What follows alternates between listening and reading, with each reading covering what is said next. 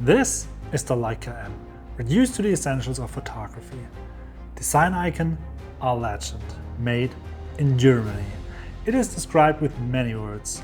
For some, it's the dream camera, for others, a complete waste of money. One thing is clear, this thing creates emotion like no other camera. But there's a catch. Honestly, two. First, this thing has no autofocus. Yes, no autofocus. And it costs nearly $9,000. So why on earth would anyone buy this camera? Hi, I'm Chris, and let's break it down in 3 parts. Design, tech, and experience. Part 1 is design and haptic. For me, it was when I purchased my Q3. I had to wait for a minute and had a chance to try out an M. And there, it hit me right away. The weight, the feeling in the hand, I immediately knew I wanted one. The M feels different. I had a Leica SL2S before and still own it. And this camera is already very good, very high quality, feels better than most cameras out there. But M is a level above. The weight, the density, and the small body, this is just something that feels different. The materials of this camera are very high quality and you can feel it. Everything is metal. That is real leather. It feels really soft and grippy at the same time. Then the texture of the camera, it's not glossy, it is matte, it has kind of grippiness to it. It is fantastic. The buttons, the clicks, the battery mechanism, the famous battery mechanism, which the Leica M11 is the first M that has that. It is just different. No other camera has that. And are you an ASMR person? Hear those clicks and sounds this camera makes. So try it out yourself, but be warned and remember the price tag of $9,000 from the beginning. Now let's take a closer look on the body itself. This camera is absolutely focused at the photographer and only the photographer. It has no video functions, but I'm fine with that. This camera is like the cockpit of a sports car. It's absolutely trimmed and focused on you. The button placement is excellent. You can reach every button right away and there is no button overload. And that is great because you remember every button on this camera. You have a button for the menu, for the gallery, and you have 3 FN buttons. One on the backside that's called FN, one on the top that's not labeled, and the third one is hidden behind the thumb wheel. And the great thing is, you can set all those FN buttons to whatever you want. And you can do it the Leica way, the easy way. Just press them for 2 seconds and you get a menu where you can choose what you want to have on this button. Everything you need for a great picture is reachable from the outside. You do not have to dive into the menu. So what does a great image need? It needs shutter speed, the dial on the top. It needs aperture, the dial on the front of the lens. It needs ISO, second dial on the top, and that's it. And then the look. Doesn't this camera look fire? This is by far the best looking camera out there. It's a German design icon like the Porsche 911. And like the 911, it evolves slightly from iteration to iteration, but it always stays the M. It's always recognizable as the Leica M. Just like the 911, as I said, the 911 also evolves from iteration to iteration, but it's always recognizable as a 911. And now let's come to the next part, the technical side. And let's get the elephant out of the room right at the beginning. And that is that this camera is manual focus. Yes, no autofocus. And it is focused via a rangefinder, which is this window at the top here and this window on the right side. And yes, this is a very old and outdated system, but it works. So how this basically works is you have 2 windows in that window and you have to align them. And if they are aligned, those 2 images in the viewfinder, then the image is sharp.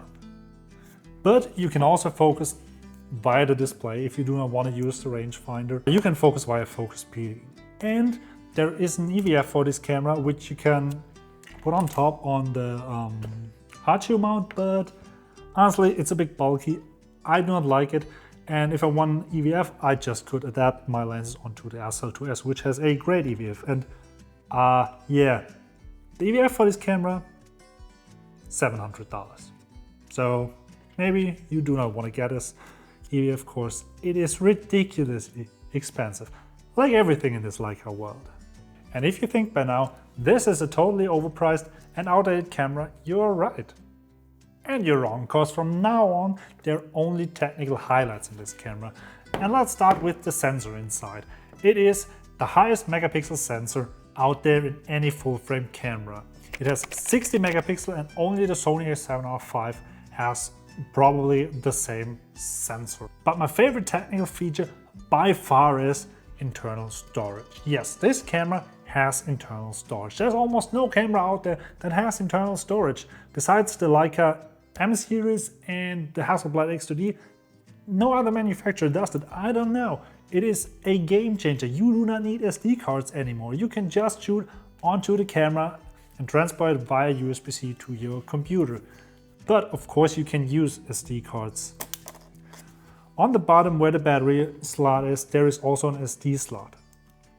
You can use the SD card for redundancy or to expand your space, your memory.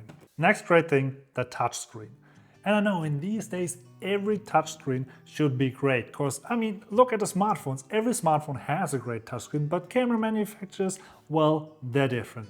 Leica, they always have great touchscreens in the latest cameras. The SL2S has a great touchscreen, the SL3 series has a great touchscreen, the Q series has a great touchscreen, and the M series as well. It's very responsive, it has a good contrast, good image quality. I absolutely like it. And you can control the quick menu from there, which is absolutely great. And last but not least, the Leica Photos app. I don't know why, Leica is the most conservative camera manufacturer out there. I mean, they do not even have autofocus in this camera, but somehow they created the best mobile app out there. And when I say the best, it definitely is the best. It connects fast, is stable, lets control you the camera, and gets constantly updated. So this camera app is getting better and better. And yes, it is just that. It is the best camera app out there. There are a few bits and pieces that are also great in this camera body, so let's quickly go over them. One is the USB-C port on the bottom. I know a few people complain about it being on the bottom, but hey, every smartphone has that USB-C port on the bottom and it is waterproof. So you do not have to have any door or something like that on this body. I think it is the best choice to have it there, because you do not see it anywhere. It's perfect for the sleek design. You can tether your camera from there, you can export or import your images, and you can power it from there. The only thing is, well, if you have the power cable in there, you can't stay it on the bottom. You have to put it on the lens or something like that. But honestly, that's not an issue for me. A door somewhere on the sides, I think that would look very, very ugly. So I'd rather have it on the bottom than on the side, somewhere behind the door. The last thing I want to mention is the battery. This is a really great battery. It gets you through a whole day, which is, well, mainly because it's a big battery, but also what absolutely helps is that this camera doesn't have an EVF. This rangefinder, well, it just doesn't need power. You can focus without any battery power, and well, that's great. Like I said, you get through a whole day of shooting with this one, and show me one camera these days, one of those mirrorless cameras that can go through a whole day of shooting with just one battery. But honestly, you're not buying this camera for the technical side. You're buying this camera for the experience, for the feeling.